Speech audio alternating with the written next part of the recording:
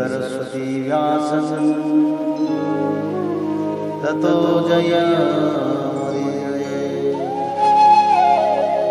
मूकं करोति वाचालं पङ्गुलङ्घयते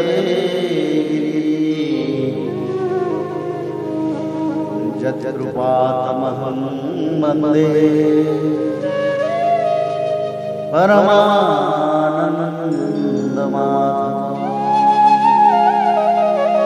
माधवो वाक्यं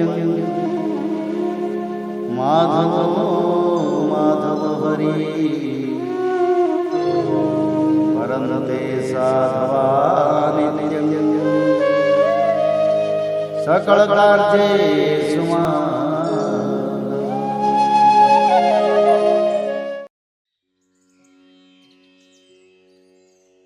अतः सप्तमोदशोऽध्यायः। भगवान का प्रकट होकर अदिति को वर देना। श्री सुखदेव जी कहते हैं, परीक्षित, अपने पतिदेव महर्षि कश्यप जी का उपदेश प्राप्त करके अदिति ने बड़ी सावधानी से 12 दिन तक इस व्रत का अनुष्ठान किया। बुद्धि को सारथी बनाकर मन की लगाम से उसने इंद्रिय रूप दुष्ट घोड़ों को अपने वश में कर लिया और एकनिष्ठ बुद्धि से वह पुरुषोत्तम भगवान का चिंतन करती रही। उसने एकाग्र बुद्धि से अपने मन को सर्वात्मा भगवान वासुदेव में पूर्ण रूप से लगाकर पयोव्रत का अनुष्ठान किया। तब पुरुषोत्तम भगवान उसके सामने प्रकट हुए। परीक्षित वह पीताम्बर धारण किए हुए थे, 4 भुजाएं थी और शंख चक्र गदा लिए हुए थे।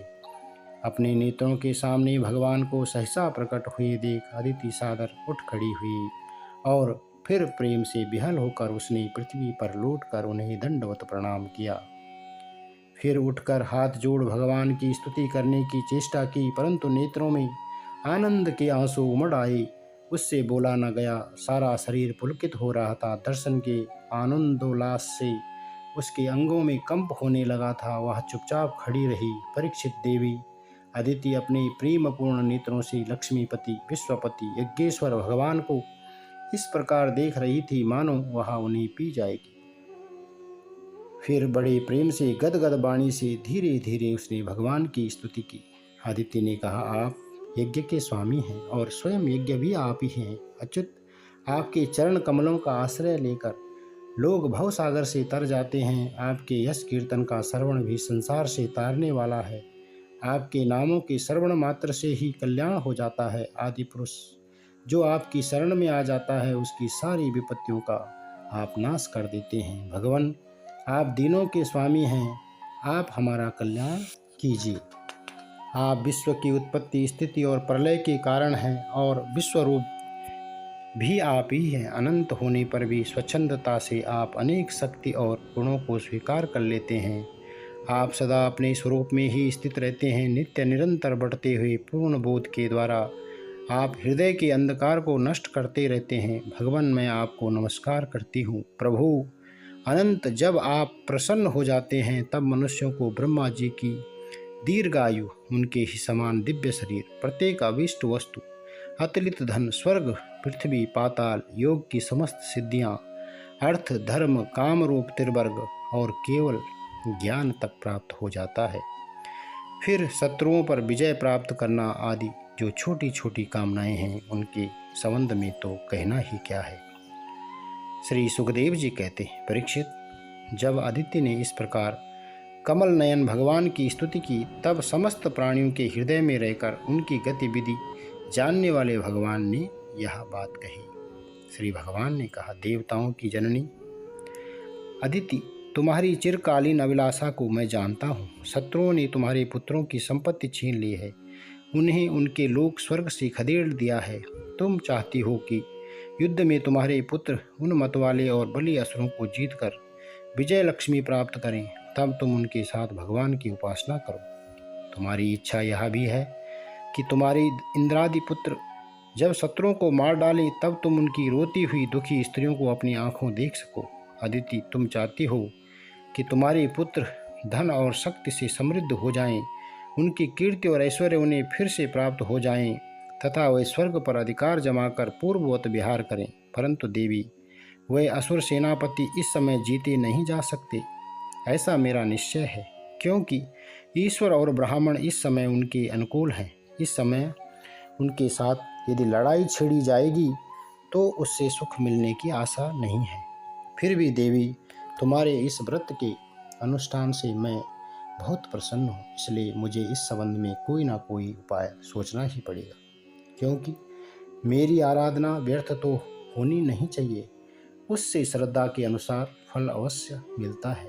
तुमने अपने पुत्रों की रक्षा के लिए ही विधि पूर्वक पयोव्रत से मेरी पूजा एवं स्तुति की है, अतः मैं अंश रूप से कश्यप के वीर्य में प्रवेश करूंगा और तुम्हारा पुत्र बनकर तुम्हारी संतान की रक्षा करूंगा।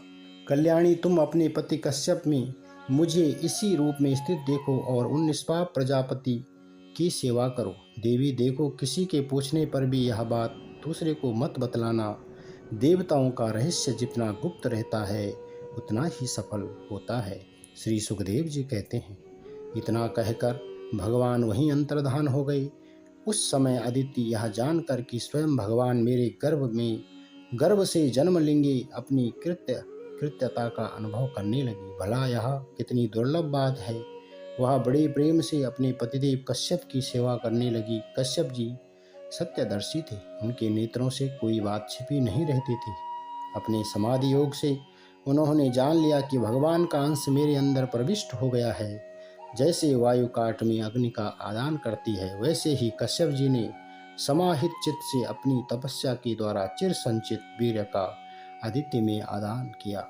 जब ब्रह्मा जी को यह बात मालूम हुई कि आदित्य के गर्भ में तो स्वयं अविनाशी भगवान आए हैं, तब वे भगवान के रहस्यमय नामों से उनकी स्तुति करने लगे। ब्रह्मा जी ने कहा, समग्र कीर्ति के आश्रय भगवान आपकी जय हो। अनंत शक्तियों के अधिष्ठान आपके चरणों में नमस्कार है। ब्रह्मण्य देव, त्रिगुणों के नियामक आपके चरणों में मेरे बार बार प्रणाम है। कृष्ण के पुत्र रूप में उत्पन्न होने वाले वेदों के समस्त ज्ञान को अपने अंदर रखने वाले प्रभु, वास्तव में आप ही सबके विधाता हैं। आपको मैं बार बार नमस्कार करता हूँ। ये तीनों लोक आपकी नाभि में स्थित हैं। तीनों लोकों से परे वैकुंठ में आप निवास करते हैं। जीवों के अंतःकरण में आप सर्वदा विराजमान रहते हैं। ऐसे सर्वव्यापक विष्णु को मैं नमस्कार करता हूँ। प्रभु, आप ही संसार के आदि अंत और इसलिए मध्य भी हैं। यही कारण है कि वेद अनंत शक्ति पुरुष के रूप में आपका वर्णन करते हैं। जैसे गहरा स्रोत अपने भीतर पड़े हुए तिनके को बहा ले जाता है, वैसे ही आप काल रूप से संसार का धारा प्रवाह संचालन करते रहते हैं। आप चराचर प्रजा और प्रजापतियों को भी उत्पन्न करने वाले मूल कारण हैं। देवादिदेव जैसे जल में डूबते हुए के लिए नौका ही सहारा है, वैसे ही स्वर्ग से भगाए हुए देवताओं के लिए एकमात्र आप ही आश्रय हैं। इति श्रीमद्भागवते महापुराणे पारमहंस संहिताया अष्टम स्कंधे वामन प्रादुर्भावे सप्तोदशोऽध्यायः।